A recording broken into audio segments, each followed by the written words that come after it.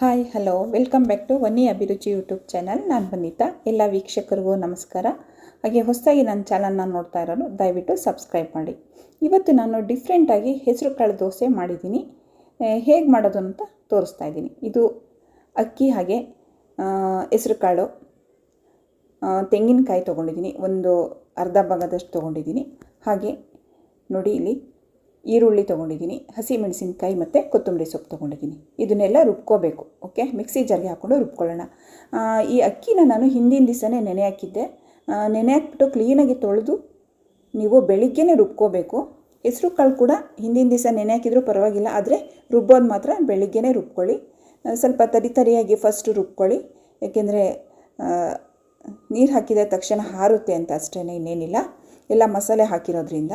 ಹಾಗೆಯೇ ನೀರು ಹಾಕ್ಕೊಂಡು ಆಮೇಲೆ ಇನ್ನೊಂದು ಸಲ ನೀಟಾಗಿ ರುಬ್ಕೋಬೇಕು. ಅಂದರೆ ಯಾವ ಥರ ಅಂದರೆ ದೋಸೆ ಹಿಟ್ಟು ನಾವು ಹೇಗೆ ಮಾಡ್ತೀವಿ ಮಾಮೂಲಿ ಆ ಥರ ನೈಸಿಗೆ ಬರಬೇಕು. ಇವಾಗ ರುಬ್ಬಿದಾದ್ಮೇಲೆ ಒಂದು ಬೌಲ್ಗೆ ಹಾಕ್ಕೊಳ್ಳಿ. ನೋಡಿ ಈ ಥರ ಬರಬೇಕಾಗುತ್ತೆ. ಇನ್ನು ಸ್ವಲ್ಪ ನೀವು ಅಕ್ಕಿ ಯಾವ ಥರ ಎಷ್ಟು ಹಾಕ್ಕೊಂಡಿರ್ತೀರ ಅನ್ನೋದು ನೋಡಿ ಹಾಕ್ಕೊಳ್ಳಿ. ನಾನು 2 ಲೋಟದಷ್ಟು ಅಕ್ಕಿ ಹಾಕ್ಕೊಂಡಿದ್ದೆ, ಸುಮಾರು 1.5-2 ಲೋಟ. ಅದಕ್ಕೆ ಅರ್ಧದಷ್ಟು ಮಾತ್ರ ಹೆಸರು ಕಾಳು ಹಾಕ್ಕೊಂಡಿದ್ದೆ, ಅಂದರೆ 1 ಲೋಟದಷ್ಟು ಹಾಕ್ಕೊಂಡು ನೆನೆಸಿಟ್ಟಿದ್ದು ರಾತ್ರಿ. ಇದನ್ನು ನಾನು ಬೆಳಿಗ್ಗೆ ಮಾತ್ರ ರುಬ್ತಾ ಇರೋದು, ಅದನ್ನು ಮಾತ್ರ ನೆನ್ಪಿಟ್ಕೊಳ್ಳಿ. ಬೆಳಿಗ್ಗೆ ರುಬ್ಬಿ ಆವಾಗಲೇ ಮಾಡಬೇಕು, ಇಲ್ಲಾಂದರೆ ದೋಸೆ ಎದ್ದೇಳೋದಿಲ್ಲ. ಹೆಸರು ಕಾಳು ದೋಸೆ ಹಾಗೆ ಅದೇ ಥರ. ಹಾಗೆ ಸ್ವಲ್ಪ ಉಪ್ಪು ಹಾಕ್ಕೊಂಡು ಸೋಡಾ ಪುಡಿ 1 ಚಿಟಿಕೆ ಹಾಕ್ಕೊಳ್ಳಿ. ಓಕೆ, ಜಾಸ್ತಿ ಹಾಕ್ಕೋಬೇಡಿ.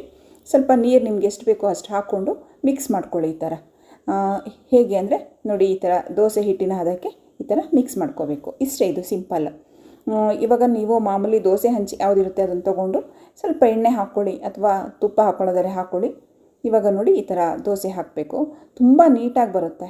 ಆ್ಯಕ್ಚುಲಿ ಇದು ಹೆಸರು ಕಾಳಿನ ದೋಸೆ ತುಂಬ ನೀಟಾಗಿ ಬರುತ್ತೆ, ಮತ್ತು ಆರೋಗ್ಯಕರವಾದ ಒಂದು ದೋಸೆ ಕೂಡ ಇದು. ಸ್ವಲ್ಪ ಮೇಲ್ಗಡೆ ತುಪ್ಪ ಹಾಕ್ಕೊಳ್ಳಿ, ಪ್ಲೇಟ್ ಮುಚ್ಚಿ, ಏಕೆಂದರೆ ಚೆನ್ನಾಗಿ ಬರುತ್ತೆ, ಬೇಗ ಆಗುತ್ತೆ ಅಂತ ಅಷ್ಟೇ.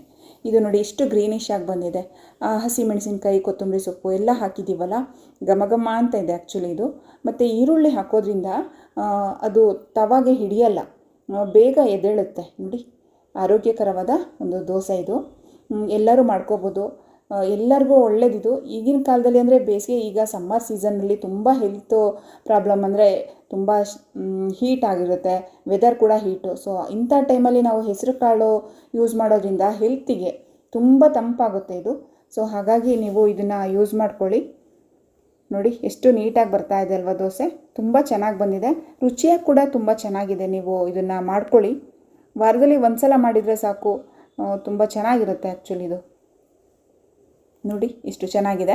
ಇದಕ್ಕೆ ನೀವು ಚಟ್ನಿ ಮಾಡ್ಕೋಬೋದು. ನಾನು ಪಲ್ಯ ಮಾಡಿದ್ದೆ, ಕಾಯಿ ಚಟ್ನಿ ತುಂಬ ಚೆನ್ನಾಗಿರುತ್ತೆ. ಇಲ್ಲ ಅಂದರೆ ಚಟ್ನಿ ಪುಡಿ ಕೂಡ ಯೂಸ್ ಮಾಡ್ಬೋದು, ಅದು ಕೂಡ ತುಂಬ ಚೆನ್ನಾಗಿ ಬರುತ್ತೆ. ತುಪ್ಪದಲ್ಲಿ ಹಾಕ್ಕೊಂಡು ತಿಂದರೆ ಅಷ್ಟು ರುಚಿಯಾಗಿರುತ್ತೆ. ಮಕ್ಕಳಿಗೆ ಹಾಗೆ ಕೊಡ್ಬೋದು, ಹಾಗೆಯೇ ಕೂಡ ಮಕ್ಕಳು ಇಷ್ಟಪಟ್ಟು ತುಂಬ ತಿಂತಾರೆ. ಇದು ಮಾಡಿರೋಂಥ ನಾನೊಂದು ಈ ರೆಸಿಪಿ ನಿಮ್ಮೆಲ್ಲರಿಗೂ ಇಷ್ಟ ಆದರೆ ಲೈಕ್ ಮಾಡಿ, ಶೇರ್ ಮಾಡೋದನ್ನು ಮರಿಬೇಡಿ. Okay friends, thank you, bye.